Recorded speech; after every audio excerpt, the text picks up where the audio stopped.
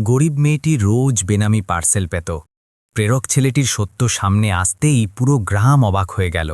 বন্ধুরা, এই সত্যি গল্পটি বিহার রাজ্যের পশ্চিম চম্পারণ জেলার, যেখানে ক্ষেত আর কাঁচা মেঠো পথের মাঝে গড়ে উঠেছে একটি ছোট্ট গ্রাম, সুদর্শনপুর।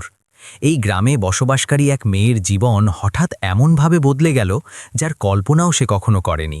সেই মেয়েটির নাম ছিল আরতি। বয়স প্রায় ২২ বছর। গায়ের রং ফর্সা, বড় বড় চোখ, শান্ত স্বভাব আর মুখে সব সময় হালকা হাসি থাকত। সে বিএ ফাইনাল ইয়ারের ছাত্রী ছিল এবং রোজ সাইকেলে করে কাছের শহরের কলেজে পড়তে যেত। বাড়িতে তার মা ছিল আর দুটো গরু, যাদের দেখাশোনা সে নিজেই করত। তার বাবা পাঞ্জাবে মজুরি করতেন এবং বছরে ১-২বারই বাড়ি আসতে পারতেন। আরতির জীবন খুব সাধারণ ছিল। সকালে তাড়াতাড়ি ওঠা, বাড়ির কাজ করা, গরুদের খাবার দেওয়া, তারপর সাইকেল নিয়ে কলেজে বেরিয়ে পড়া। তার কাছে না ছিল স্মার্টফোন, না ছিল কোনো বিশেষ শখ।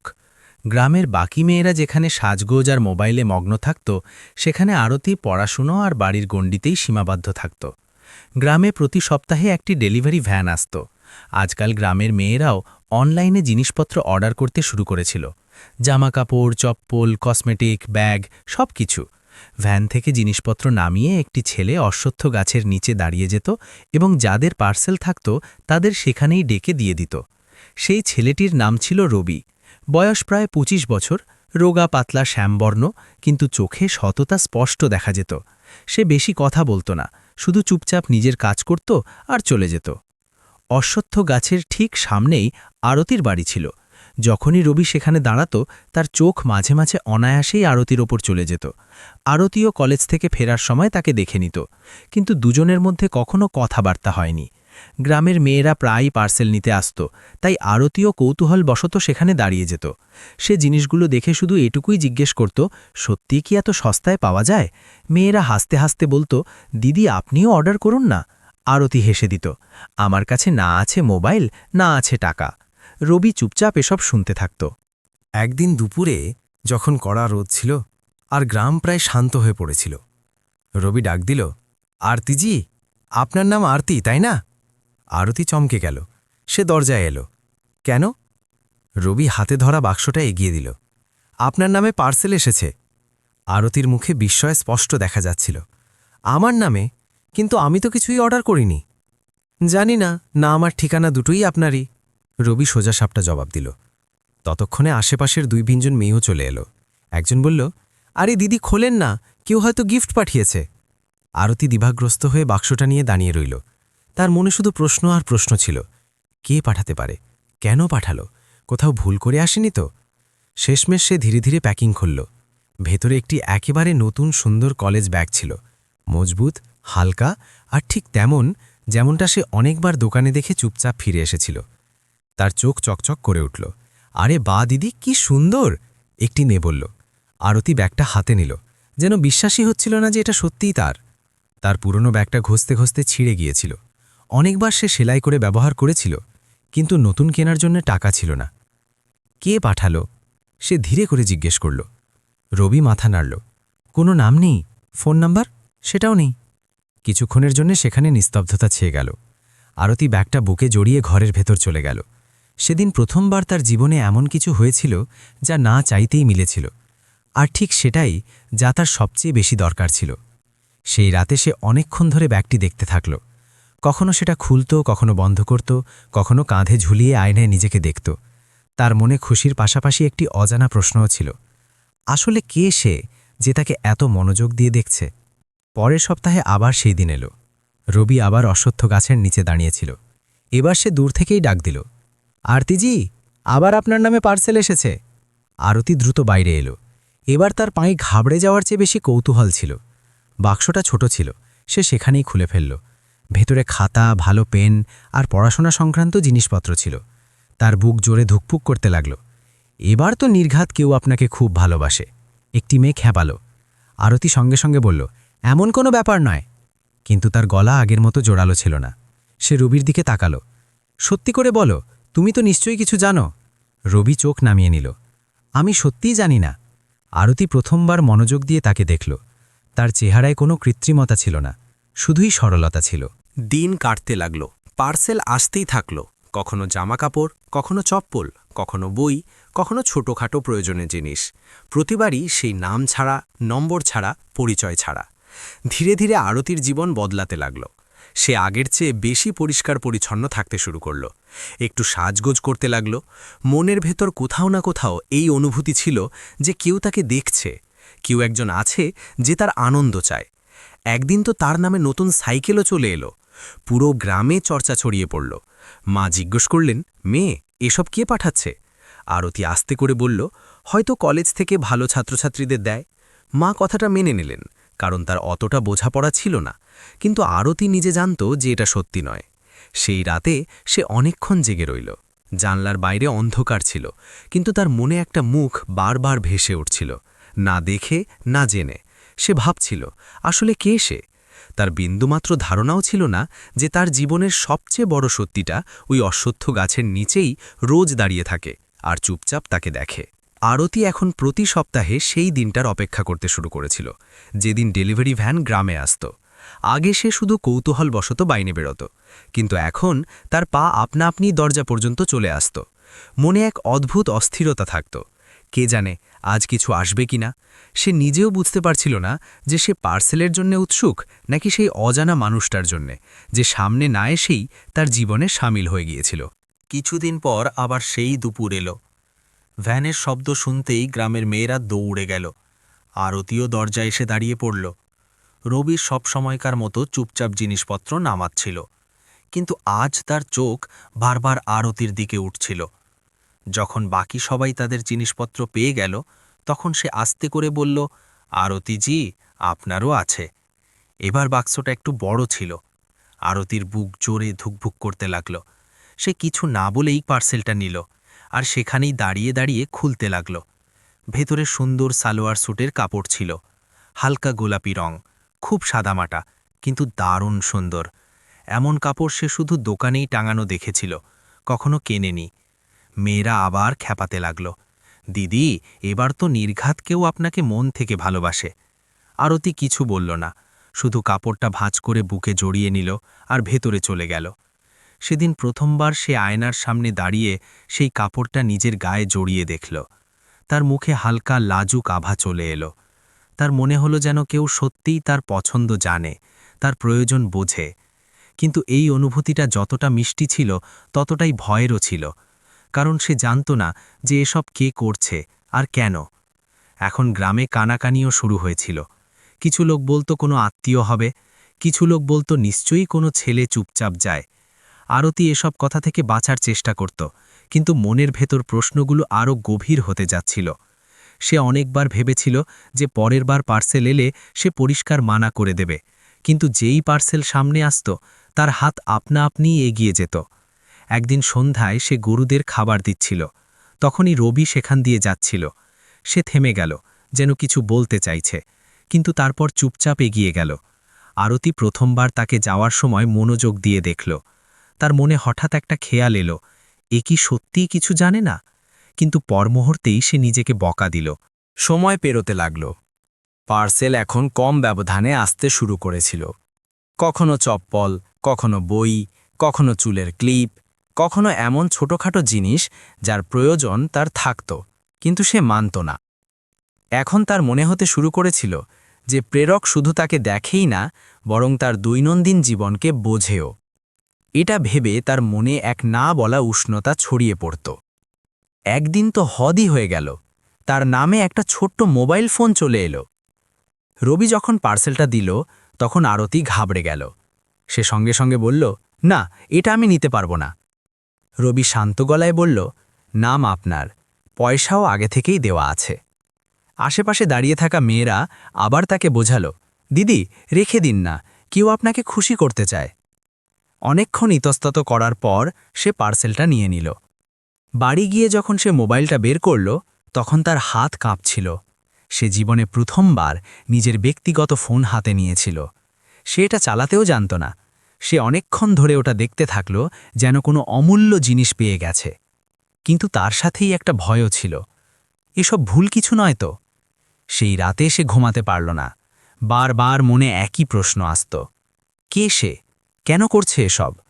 যদি সামনে এসে যায়, তাহলে কি সে চিনতে পারবে? আর যদি সে ভালো মানুষ না হয় তো? কিন্তু তারপর তার মনে পড়ল যে এখনও পর্যন্ত আসা প্রতিটা জিনিস তার সমস্যাগুলো কমই করেছে, বাড়ায়নি। এখন সে যখনই বাইরে বেরোতো অবচেতনেই আশেপাশে দেখতে থাকত, যেন কেউ তাকে দেখছে। কখনো তার মনে হতো কেউ দূরে দাঁড়িয়ে আছে, কিন্তু ঘুরে দেখলে কেউ থাকত না। এই রহস্য এখন তার জীবনের অংশ হয়ে গিয়েছিল। কিছুদিন পর রবি আবার এলো, কিন্তু এবার সে পার্সেল দেওয়ার সময় আস্তে করে জিজ্ঞেস করল, আপনি খুশি তো? প্রশ্নটা আচমকা ছিল। আরতি চমকে গেল। সে তার দিকে তাকালো, তারপর চোখ নামিয়ে নিল। জানি না, খুশিও আবার ভয়ও লাগে। রবি কিছু বলল না, শুধু হালকা একটা হাসি দিয়ে চলে গেল। তার যাওয়ার পর আরতি অনেকক্ষণ সেই জায়গাতেই দাঁড়িয়ে রইল। তার প্রথমবার মনে হলো যে হয়তো এই ছেলেটা কিছু বোঝে, হয়তো সে যতটা দেখায় তার চেয়েও বেশি বোঝে। কিন্তু তারপর সে সেই ভাবনাটাকেও ঝেড়ে ফেলল। দিন কাটতে থাকল আর তার মনে সেই অচেনা মুখের জায়গা ধীরে ধীরে তৈরি হতে লাগল, যাকে সে কখনো দেখেইনি। এখন সে প্রতিটি নতুন জিনিস সযত্নে গুছিয়ে রাখত, যেন তাতে কারো আবেগ লুকিয়ে আছে। তার এটা বিন্দুমাত্র আন্দাজ ছিল না যে তার জীবন খুব তাড়াতাড়ি এমন এক মোড়ে পৌঁছতে চলেছে যেখানে এই রহস্য শুধু আর প্রশ্ন থাকবে না, বরং একটা সিদ্ধান্ত হয়ে দাঁড়াবে। যাই হোক বন্ধুরা, সময় তার নিজের গতিতে এগোতে থাকল। আরতির পড়াশোনা প্রায় শেষ হবার পথে ছিল, আর বাড়িতেও ভবিষ্যতের কথাবার্তা শুরু হয়ে গিয়েছিল। তার মা কখনো কখনো ইশারায় বলতেন, মেয়ে পড়াশোনা শেষ হয়ে গেলে তোর বাবাকে বলবো এবার তোর বিয়ের কথাও ভাবতে। আরতি এটা শুনে চুপ হয়ে যেত। আগে তার এসব কথায় কিছু এসে যেত না, কিন্তু এখন মনের কোনো এক কোণে হালকা অস্বস্তি জাগতে শুরু করেছিল, যেন কিছু একটা অসম্পূর্ণ থেকে যাবে। এরই মাঝে একদিন খবর এলো যে তার বাবা আগামী মাসে বাড়ি আসছেন। মা খুশি হয়ে গেলেন, কিন্তু আরতির মনে ভয় নেমে এলো। সে জানত যে বাবার আসা মানে বিয়ের কথা পাকা হওয়া। সেই রাতে সে অনেকক্ষণ ছাদে বসে রইল। ঠান্ডা হাওয়া বইছিল, আকাশে তারা ছিল, কিন্তু তার ভেতরে অস্থিরতার ঝড় চলছিল। তার প্রথমবার মনে হলো যে সে ওই অজানা মানুষটার সাথে দেখা না করে কোথাও জড়াতে চায় না। এখন সে প্রতিবার পার্সেল এলে আরও বেশি অস্থির হয়ে উঠত।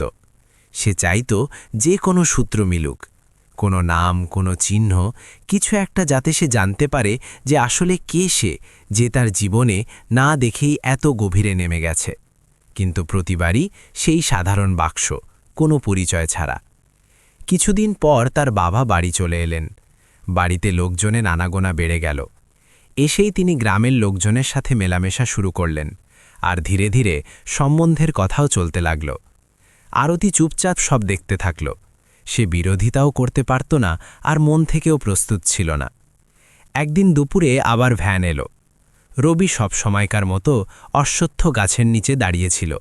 এবার তার মুখে আগের মতো শান্তি ছিল না, বরং হালকা উদাসীনতা ছিল। যখন সবাই জিনিসপত্র পেয়ে গেল, তখন সে আস্তে করে বলল, আরতিজি, আপনারও আছে। আরতি পার্সেলটা নিল, কিন্তু এবার সে সাথে সাথে খোলার বদলে সরাসরি জিজ্ঞেস করল, সত্যি বলো রবি, তুমি কি সত্যি কিছু জানো না? রবি কিছু মুহূর্ত চুপ রইল, তারপর বলল, যদি জানতাম তবে কি আমি আপনাকে বলতাম না? তার গলায় এমনই সততা ছিল যে আরতি কিছুই বলতে পারল না। সে পার্সেল নিয়ে ভেতরে চলে গেল। ভেতরে একটি সুন্দর ওড়না আর কিছু ছোটখাটো জিনিস ছিল। সে ওগুলো দেখতে থাকল, কিন্তু এবার আর খুশি হল না। তার চোখে জল চলে এলো। তার মনে হলো যেন দূরে দাঁড়িয়ে কেউ তাকে হারানোর ভয়ে ভীত। সন্ধ্যায় সে সাহস জুটিয়ে মাকে জিজ্ঞেস করল, মা, যদি কেউ কাউকে না বলে তাকে ভালো বোঝে, তার সাহায্য করে, তাহলে কি সেটা ভুল? মা সাধারণ একটা উত্তর দিলেন, যদি উদ্দেশ্য পরিষ্কার হয় তবে কোনো কিছুই ভুল হয় না। এটা শুনে আরতির মন আরও ভারী হয়ে গেল। দিন পেরোতে লাগল, আর বিয়ের কথা প্রায় ঠিক হয়ে গেল। তার বাবা খুব খুশি ছিলেন যে ভালো ঘর পাওয়া যাচ্ছে। আরতির ভেতরের অস্থিরতা এখন ভয়ে বদলে গিয়েছিল। তার মনে হতে শুরু করেছিল যে সময় তার হাত থেকে ফসকে যাচ্ছে। একদিন সে ঠিক করল যে এবার সে সরাসরি রবিকে বলবে যে যাই হয়ে যাক, তার সত্যিটা জানা চাই। যখন ভ্যান এলো, তখন সে নিজেই অশ্বত্থ গাছের নিচে পৌঁছে গেল। এবার গ্রামের মেয়েরাও ছিল না, পরিবেশ শান্ত ছিল। সে নিচু গলায় বলল, রবি, যদি তুমি সত্যিই কিছু জানো তবে প্লিজ বলে দাও, আমার বিয়ে হতে চলেছে। রবি যেন পাথর হয়ে গেল। সে তার দিকে তাকালো, তারপর চোখ নামিয়ে নিল। কিছু মুহূর্ত দুজনের মধ্যে নিস্তব্ধতা রইল।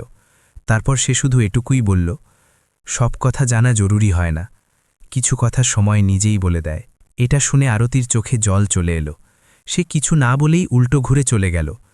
তার মনে হলো যেন উত্তর তার সামনেই ছিল, কিন্তু তবুও তার থেকে দূরে ছিল। এরপর অনেক দিন পর্যন্ত কোনো পার্সেল এলো না। প্রথমবার এমন হয়েছিল। এখন সে বুঝতে শুরু করেছিল যে সে শুধু জিনিসগুলোর নয়, সেই অনুভূতিরও অভ্যস্ত হয়ে পড়েছিল। প্রতিটি দিন ফাঁকা ফাঁকা লাগতে শুরু করল। তারপর হঠাৎ একদিন সকালে রুবি এলো। তার হাতে একটাই পার্সেল ছিল, শুধু আরতির নামে। সে কিছু না বলেই সেই পার্সেলটা তার হাতে দিয়ে দিল। আজ তার চেহারায় এমন গাম্ভীর্য ছিল যা আগে কখনো দেখেনি। আরতি ধীরে ধীরে পার্সেলটা খুলল। ভেতরে একটা সুন্দর শাড়ি, কিছু টাকা আর একটা বন্ধ খাম ছিল। তার হাত কাঁপতে লাগল। সে খামটা খুলল। তাতে লেখা ছিল যে প্রেরক তাকে খুব ভালোবাসে, কিন্তু তার জীবনে বাধা হয়ে দাঁড়াতে চায় না। সে খুব তাড়াতাড়ি এখান থেকে দূরে চলে যাবে, যাতে সে তার পরিবারের খুশির সাথে নতুন জীবন শুরু করতে পারে। চিঠি পড়তে পড়তে তার চোখ থেকে জল পড়তে লাগল। তার মনে হলো যেন কেউ তার হৃদয়টাকে মুঠো করে চেপে ধরেছে। সে ওপরের দিকে তাকালো, কিন্তু রবি সেখানে ছিল না। সেই মুহূর্তেই তার মনে হলো যে যদি সে এখনও সত্যিটা না জানে, তবে হয়তো এই রহস্য চিরকালের মতো তার জীবন থেকে চলে যাবে। সেদিনের পর আরতির ভেতরে যেন কিছু ভেঙে গেল আর কিছু নতুন করে জন্মও নিল। এখন সে আর অপেক্ষা করতে চাইত না, না অনুমানের ওপর বাঁচতে চাইত। সে প্রথমবার মনে মনে জেদ ধরে নিল যে সত্যিটা যেমনই হোক না কেন তাকে জানতেই হবে। সেই রাতে সে ওই চিঠিটা অনেকবার পড়ল। প্রতিটি শব্দ যেন হৃদয়ে গেঁথে যাচ্ছিল। আমি দূরে চলে যাচ্ছি, আপনার জীবনে বাধা হতে চাই না। এটা পড়ে তার শ্বাস ভারী হয়ে আসত। তার বারবার এটাই মনে হতো যে যদি সে চলে যায় তবে হয়তো আর কখনো ফিরে আসবে না। পরের দিন সকালে সে কাউকে না বলে তাড়াতাড়ি উঠে ঘরের সব কাজ মিটিয়ে ফেলল। মাকে শুধু এটুকুই বলল যে কলেজে খুব দরকারি কাজ আছে, দেরি হতে পারে। তার পা দ্রুত চলছিল, কিন্তু বুক তার চেয়েও দ্রুত ধুকপুক করছিল। সে সোজা অশ্বত্থ গাছের কাছে পৌঁছাল। সেখানে কেউ ছিল না। গাছের নিচে খালি জায়গা দেখে তার মনে অদ্ভুত এক ভয় বসে গেল, যেন সত্যিই কেউ চলে গেছে। সে পাশের দোকানে গেল আর জিজ্ঞেস করে ফেলল, ওই পার্সেল দেওয়া ছেলেটা আজ আসেনি? দোকানদার সহজভাবেই বলল, শুনেছি কাজ ছেড়ে দিয়েছে, কোথাও বাইরে চলে যাচ্ছে। এটা শুনতেই তার পায়ের তলা থেকে মাটি সরে গেল। তার মনে হলো যেন সময় সত্যিই তার হাত থেকে বেরিয়ে গেছে। কিছু মুহূর্ত সে সেখানেই দাঁড়িয়ে রইল। তারপর হঠাৎ তার চিঠির শেষ লাইনটা মনে পড়ল, আমি দূরে চলে যাচ্ছি। তার মনে হলো যে এখনও দেরি হয়নি। সে কিছু না ভেবেই পা সেই দিকেই বাড়িয়ে দিল যেখান থেকে ভ্যান আসত। রাস্তা লম্বা ছিল, কড়া রোদ ছিল, কিন্তু তার কিছুই অনুভব হচ্ছিল না। তার মনে শুধু একটাই কথা ছিল, একবার দেখা করতে হবে, শুধু একবার। অনেকটা দূর হাঁটার পর সে রাস্তার ধারে ওই ভ্যানটাই দাঁড়িয়ে থাকতে দেখল।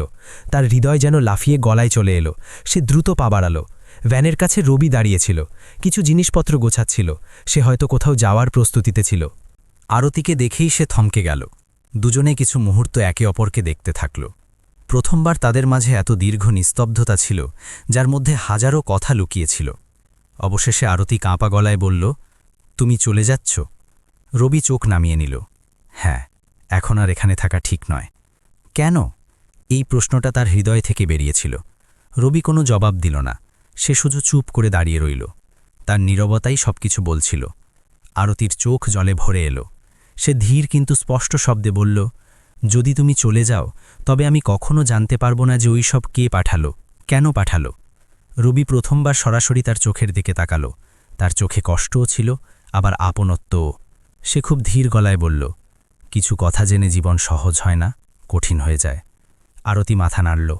আমার কাঠিন্যও মঞ্জুর আছে, কিন্তু অজানা থাকা নয়। এটা শুনতেই যেন রবির ভেতর চেপে রাখা সব কিছু কেঁপে উঠল। সে গভীর শ্বাস নিল আর বলল, যদি সত্যি জেনে আপনার কষ্ট হয় তো? আরতি না ভেবেই উত্তর দিল, মিথ্যের মধ্যে বাঁচার চেয়ে সত্যি জেনে কষ্ট সহ্য করা ভালো। কিছু মুহূর্তের জন্য বাতাসও যেন থেমে গেল। তারপর রবি ধীর স্বরে বলল, ওই সব আমি পাঠিয়েছিলাম। এটা শুনতেই আরতির চোখ থেকে জল বইতে লাগল, কিন্তু তার মুখে বিস্ময় ছিল না, যেন সে আগে থেকেই জানত। সে শুধু এটুকুই জিজ্ঞেস করল, কেন? রবি কোনো মতে শব্দ জড়ো করল, কারণ আমি আপনাকে প্রথমবার থেকেই পছন্দ করতাম, কিন্তু বলার সাহস হয়নি।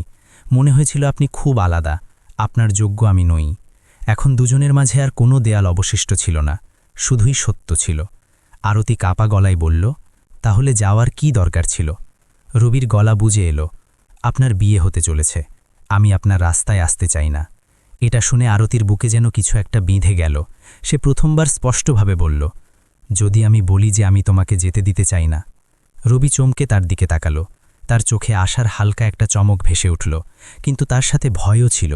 সে আস্তে করে বলল, এটা এত সহজ নয়, আপনার বাড়ির লোক কখনো মানবে না। আরতি প্রথমবার দৃঢ় গলায় বলল, আগে তুমি থাকার সাহস তো করো, লড়াইটা আমি লড়ে নেব। সেই মুহূর্তেই দুজনে বুঝে গেল যে তাদের জীবন এখন আর আগের মতো থাকবে না।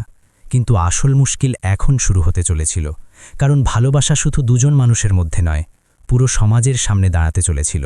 যাই হোক বন্ধুরা, রবি কিছু মুহূর্ত চুপ করে দাঁড়িয়ে রইল, যেন সে বিশ্বাসই করতে পারছিল না যে আরতি সত্যি সত্যি এটা বলেছে।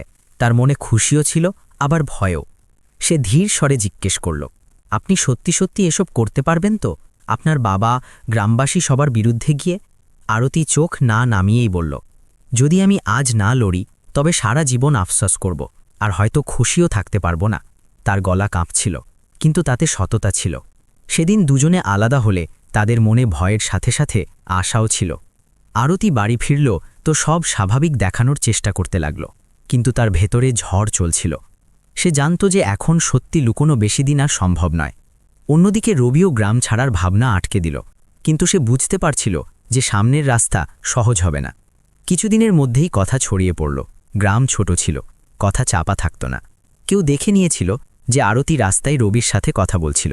ধীরে ধীরে এই কথা তার বাড়ি পর্যন্ত পৌঁছে গেল। তার বাবা যখন শুনলেন তখন তার রাগ ফেটে পড়ল। তিনি আরতিকে কড়া কথায় বকলেন আর পরিষ্কার বলে দিলেন যে ওই ছেলের সাথে কোনো সম্পর্ক থাকবে না।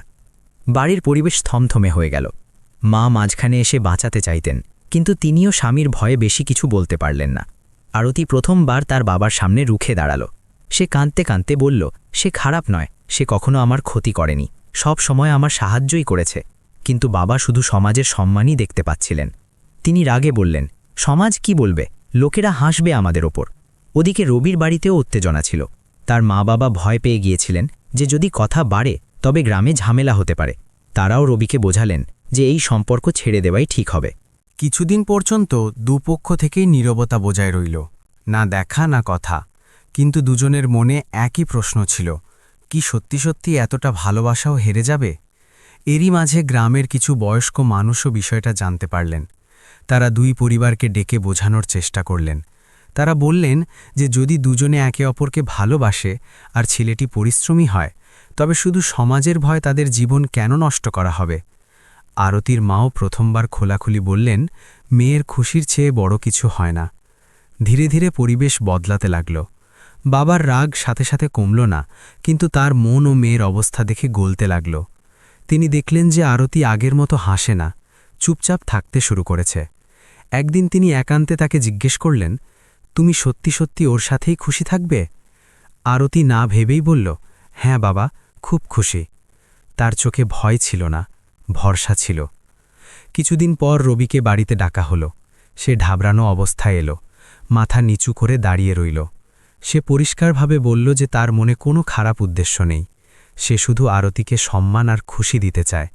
তার সরলতা আর সততা পরিবেশকে আরও শান্ত করে দিল। শেষমেশ দীর্ঘ কথাবার্তা আর বোঝাপড়ার পর দুই পরিবার রাজি হয়ে গেল। কোনো ধুমধাম নয়, কোনো লোক দেখানো নয়, শুধু সাদামাটাভাবে বিয়ে করার সিদ্ধান্ত হলো। যে অশ্বত্থ গাছের নিচে একসময় পার্সেল বিলি করা হতো, তার পাশ দিয়েই যখন বরযাত্রী গেল, তখন গ্রামের লোকেরাও আবেগপ্রবণ হয়ে পড়ল। বিয়ের দিন আরতি কোণে সেজে বসেছিল। তার মুখে সেই হালকা হাসিটা ছিল, কিন্তু আজ তাতে তৃপ্তিও ছিল। রবি যখন মণ্ডপে এলো তখন দুজনের চোখাচোখি হল। এবার তাদের মাঝে কোনো ভয় ছিল না, কোনো রহস্য ছিল না, শুধুই স্বস্তি ছিল। 7 পাক ঘোরার সময় আরতির মনে একটাই খেয়াল ছিল যে যদি সেদিন সে সাহস না করত তবে হয়তো এই দিনটা কখনো আসত না। রবির মনেও এটাই ছিল যে কখনো কখনো ভালোবাসাকে বাঁচানোর জন্য পালানো নয়, দাঁড়িয়ে লড়াই করতে হয়। সময় পেরিয়ে গেল, তাদের জীবন সাধারণই রইল, কিন্তু সুখের রইল।